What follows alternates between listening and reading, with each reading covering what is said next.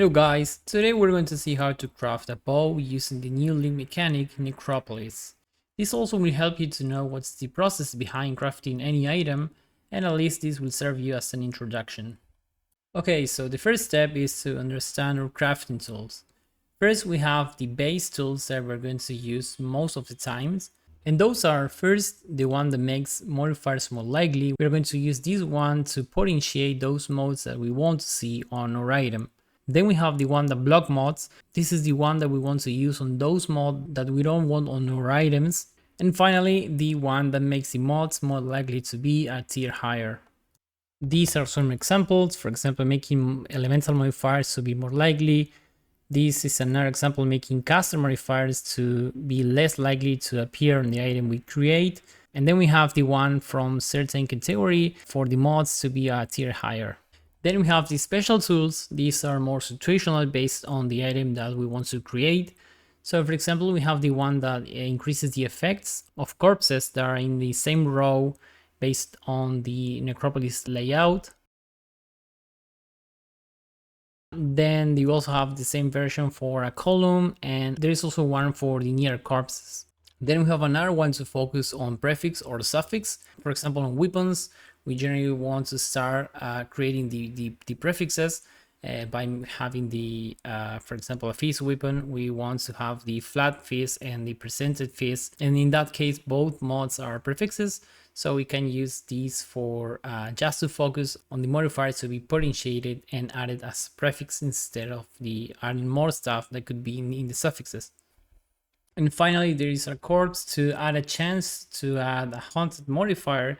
These are special modifiers that can be rolled on the equipment. I think that this is very endgame crafting and that there are a lot of energy involved. I will leave a link below in the description of the video with all the list with all of these modifiers, so you can take a look at them. There are some of them that are pretty juicy, but that's not going to be the focus on this video. This is the Necropolis layout. As you can see, we have to consider when we're going to use the rows, the columns, and the near corpses crafting options. And finally, we have order specific and more Misc crafting options, where we can manipulate the sockets, the influences, we can also, for some item types, we can select the base.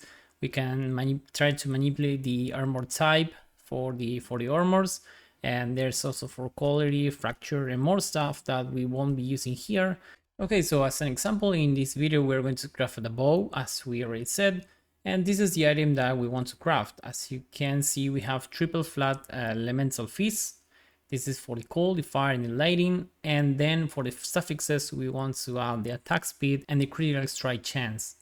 This is the perfect bow, at least for my build and for Leaden Arrow. That's probably going to be the case for a lot of us. Here we have the option to just try to craft the prefixes, and then we can finish the item with the traditional crafting, or we can try to make the whole thing at the same time, adding more corpses in the graveyard.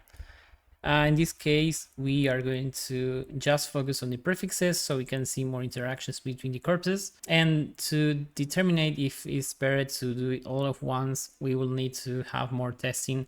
That's probably going to be done by the community in the following days. Okay, so first we need to see what's the list for the items that we want to craft.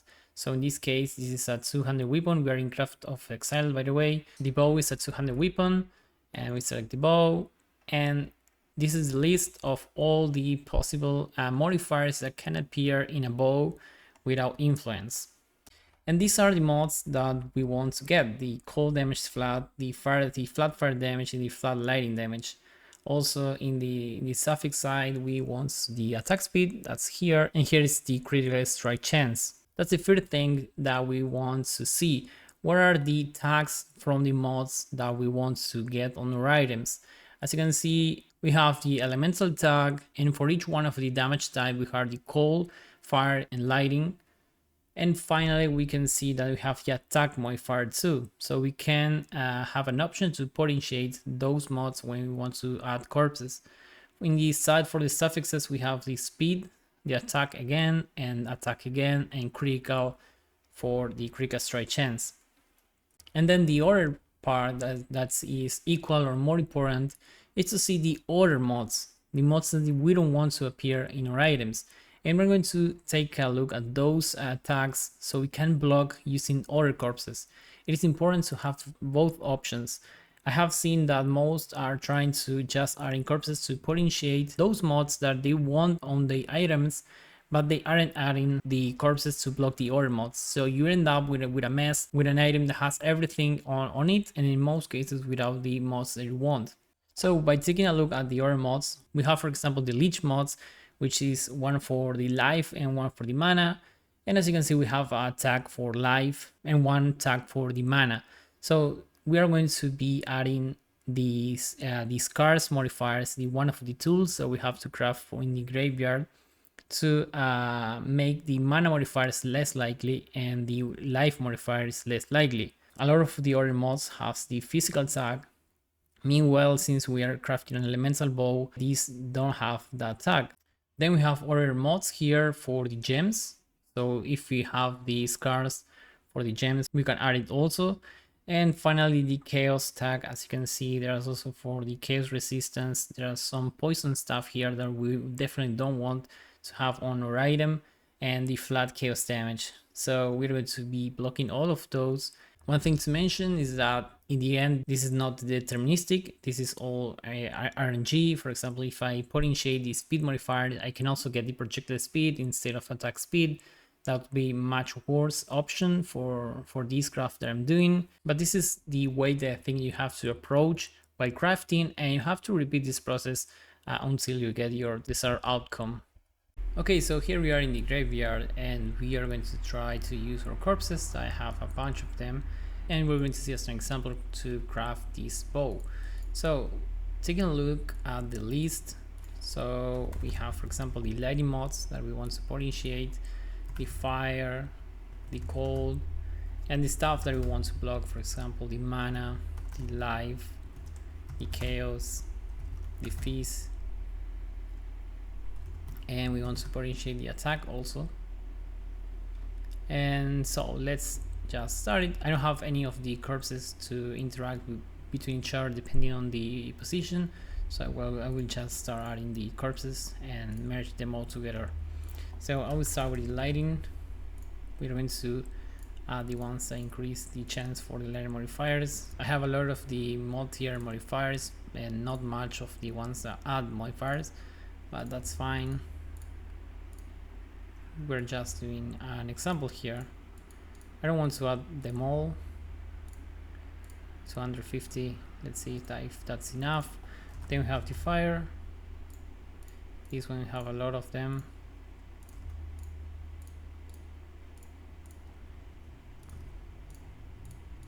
And now let's add some of these tier modifiers.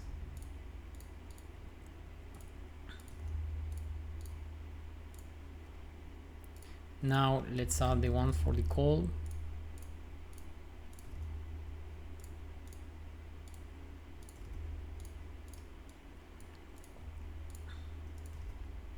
And some of these tiers, so you can get better cold rolls. Okay, so those are the ones. Then we have, those are the ones for the elemental damage. Then we have the attack ones. We're going to increase the modifiers. That's okay. And we bear tiers. Okay, I don't want to add more because there are already attack modifiers we don't want to see on our items. So 2 of them is okay. Maybe 1 was okay because I only have 1 for lighting, but that's fine. The next step is to add the modifiers that we want to block. So life, for instance, we don't want any of these life nodes in any case, so I'm adding them all. Then we have the mana modifiers that we want to block. Okay, so also for the elemental modifiers, these will increase the flat damage and also the resistances. But since we are also adding attack and we are also adding the the craft option for the prefixes and the resistances are for suffixes. This will be balanced out towards the attack modifiers. So we're going to add the more elemental modifiers.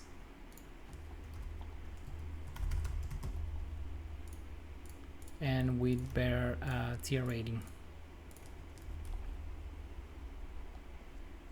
Okay. Now we need to add the chaos one.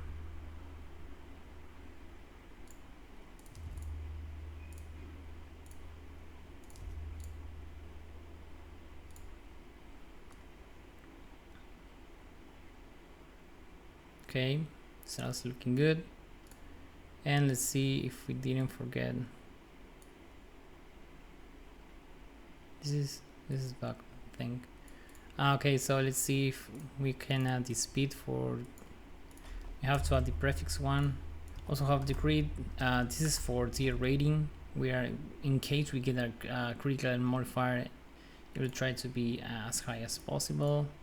Then we have to add the physical ones to be less likely, and I think that we are done here. And I can add one extra level just because, yes. And yeah, I think that that's enough. Now we can take a look at the item that we want to craft. We are going to select the weapons and the bow, and this is a summary of all the stuff we added, all the stuff that we want to be more likely, and the ones that we are blocking, and the higher tier modifiers. These are the tools that we mentioned earlier, and as you can see, this will be the result with 4 explicit modifiers. Item level 81 because we added 1 extra level, and this is like an average between the bodies. It is not exactly an average, but it's close. And yeah, let's go for it. Wait, I don't have sound. Okay, so let's go for it. The love of Rislatha free you of your anguish and aid this soldier, so that you may empower a bow that mighty Lion Eye would be proud of. And it's completely garbage.